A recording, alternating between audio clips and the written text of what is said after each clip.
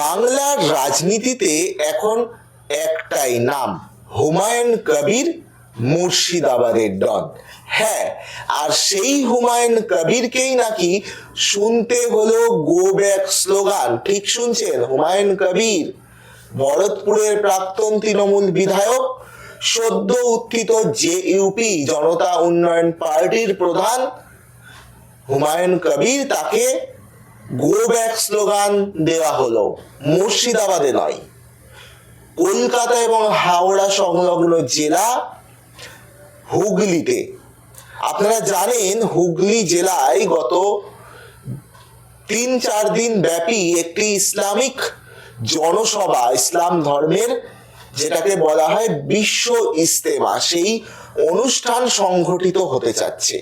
আর এই অনুষ্ঠানে দেশ বিদেশ বিভিন্ন রাজ্য থেকে ইসলাম ধর্মের মানুষজন তারা আসবেন, এখানে প্রার্থনায় অংশ নেবেন।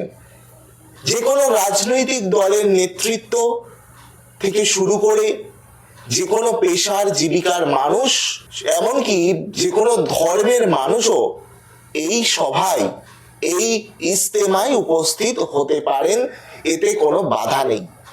কিন্তু দেখা গেল ভরতপুরের প্রাক্তন তৃণমূল বিধায়ক হুমায়ুন কবির, তিনি যেই মুহূর্তে ইস্তেমা স্থলে ঢুকতে গেলেন, তখনই তাকে বাধার সম্মুখীন হতে হলো। তাকে ঘিরে বিক্ষোভ দেখানো হলো এবং তাকে গো ব্যাক স্লোগান দেওয়া হলো। আর এতেই বেজায় ক্ষিপ্ত হয়ে যান হুমায়ুন কবির, ক্ষোভ উগরে দেন। তিনি সরাসরি অভিযোগ করেন যে তৃণমূল কংগ্রেস তারাই এই কাণ্ড ঘটিয়েছে, তারাই তাকে ভয় পেয়ে তাকে আটকানোর রোখার চেষ্টা করেছে, তারাই তাকে গো ব্যাক স্লোগান দিয়েছে। অন্যদিকে তৃণমূল কংগ্রেস তারা তো এই অভিযোগ অস্বীকার করেছে।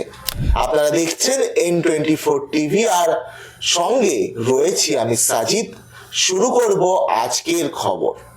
হুমায়ুন কবির বঙ্গ রাজনীতিতে এই মুহূর্তের গুরুত্বপূর্ণ নাম। শুধু মুর্শিদাবাদ নয়, গোটা রাজ্যে যেন তার নামটা ছড়িয়ে পড়েছে। আর এই হুমায়ুন কবিরকে তিনি কি কখনো ভেবেছিলেন যে তাকেও শুনতে হবে গো ব্যাক স্লোগান? আমরা শুভেন্দু অধিকারীকে গো ব্যাক স্লোগান শুনতে দেখেছি, দিলীপ ঘোষকে গো ব্যাক স্লোগান শুনতে দেখেছি। এ রাজ্যে দাঁড়িয়ে হুমায়ুন কবির যতদিন তৃণমূল কংগ্রেস করেছে, আমরা কিন্তু কখনো তাকে গো ব্যাক স্লোগান শুনতে দেখিনি। যেই মুহূর্তে তিনি তৃণমূল কংগ্রেস ছেড়ে বেরিয়ে নতুন দল করেছে, বিরোধী আসনে বসে পড়েছে, আর সেই মুহূর্তেই তাকে গো ব্যাক স্লোগান শুনতে হচ্ছে। হুগলির দাঁতপুরের পুইনানে, যেখানে বিশ্ব ইস্তেমা অনুষ্ঠিত হচ্ছে, সেখানে একজন সংখ্যালঘু হিসাবে হুমায়ুন কবির তিনি উপস্থিত হওয়ার জন্য, সেখানে নামাজে অংশ নেবার জন্য তিনি গিয়েছিলেন, আর গিয়ে তাকে শুনতে হলো গো ব্যাক। সেই ইস্তেমা স্থলে ঢোকার মুখেই মহেশ্বরপুর বলে একটি জায়গা, সেখানে তাকে ঘিরে বিক্ষোভ দেখানো হয় এবং সেখান থেকে তিনি আসেন ইস্তেমা যে স্থল সেখানে, অর্থাৎ পুইনানে, সেখানেও তাকে আরো একবার বিক্ষোভ দেখানো হয় এবং গো ব্যাক দেওয়া হয়। যদিও হুমায়ুন কবির এটা দাবি করেছে যে এটা তৃণমূলেরই চক্রান্ত বা তৃণমূলই এটা করছে। যদিও তৃণমূলের দাবি, হুমায়ুন যে অভিযোগ করছে তা সম্পূর্ণ মিথ্যা, ভিত্তিহীন। তৃণমূল এই বিক্ষোভ দেখায়নি, তার অভিযোগ সম্পূর্ণ মিথ্যা। তিনি ধর্মীয় অনুষ্ঠানে গিয়ে রাজনীতি করছেন। স্থানীয় তৃণমূল নেতা, নাম ওয়াসিম রেজা, তিনি বলেন যে তৃণমূলের তরফে কোনো ইস্তেমার আয়োজন করা হয়নি, কমিটির লোক পরিচালনা করে। শুনেছি ওনাকে নাকি ঢুকতে দেওয়া হয়নি। ওনার তৃণমূলের দাবি যে তৃণমূল তো এই অনুষ্ঠানটা পরিচালনা করছে না, বা তৃণমূল এই অনুষ্ঠানটা করছে না, এটা কমিটি থাকে নির্দিষ্ট, তারাই তাকে ঢুকতে দেয়নি। এর সঙ্গে তৃণমূল কোনোভাবে জড়িত নয়। সর্বোপরি এটা মিথ্যা কথা। হুমায়ুন কবির বলেন যে বাংলার সংখ্যালঘু প্রধান একটা এলাকার জনপ্রতিনিধি তিনি, সেখানে হুমায়ুনকে বাধা দেওয়া হচ্ছে। শুরুতেই তিনি গাড়ির সামনে দাঁড়িয়ে বাধা দিচ্ছেন, যেতে দেব না বলেছিলেন। আমাদের প্রার্থী ইব্রাহিম হাজি তাদেরকে সরালেন, আর প্রশাসন দাঁড়িয়ে দাঁড়িয়ে দেখছে, কারণ একটাই শাসক দলের ইন্ধন রয়েছে যে, তাই পুলিশ তো দাঁড়িয়ে দেখবেই। একজন বিধায়ককে আটকানো হচ্ছে, যে সেখানে 5-6 জন পুলিশ ঘুরে বেড়াচ্ছে, আটকাচ্ছে না। তৃণমূলের যারা কর্তারা রয়েছেন তারা ভয় পেয়েছেন, এসবের জবাব পাবে।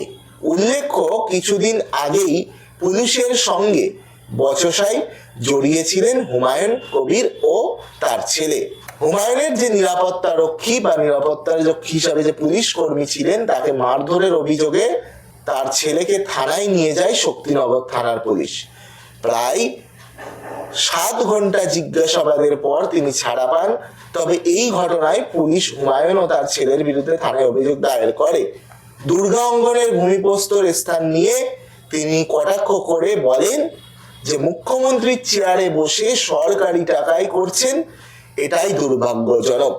একটা সাম্প্রদায়িক দল বিজেপির মোকাবিলা করতে গিয়ে এসব করছেন, এটা সরকারিভাবে করা যায় না।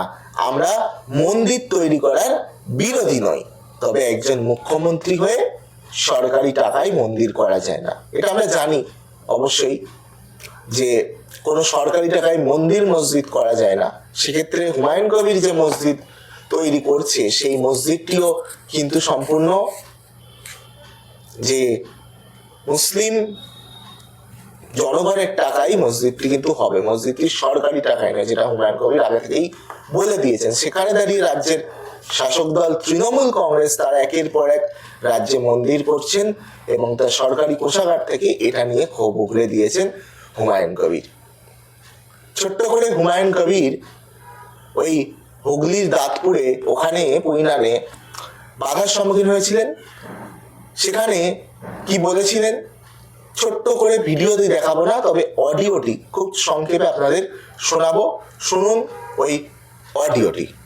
শাসক দলের দালাল পুষে রেখেছে একটা ধর্মকে ব্যবহার করে। এরা আগে থেকেই 2011 থেকেই মমতা ব্যানার্জি মুসলিম সমাজকে নিজের স্বার্থের জন্য ব্যবহার করে।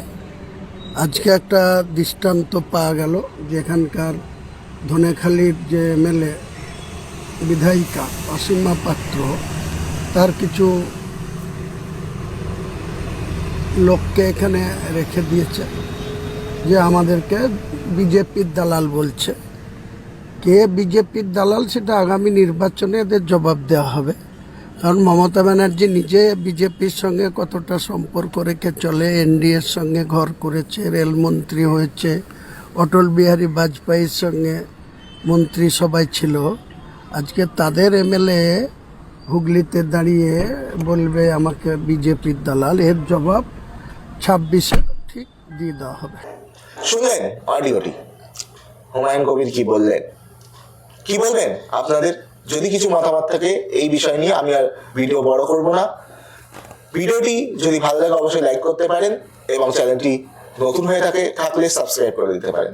আজকের ভিডিও নিয়ে যদি কোনো মতামত থাকে অবশ্যই আপনারা জানান কমেন্ট বক্সে এবং নজর রাখুন N24 টিভিতে।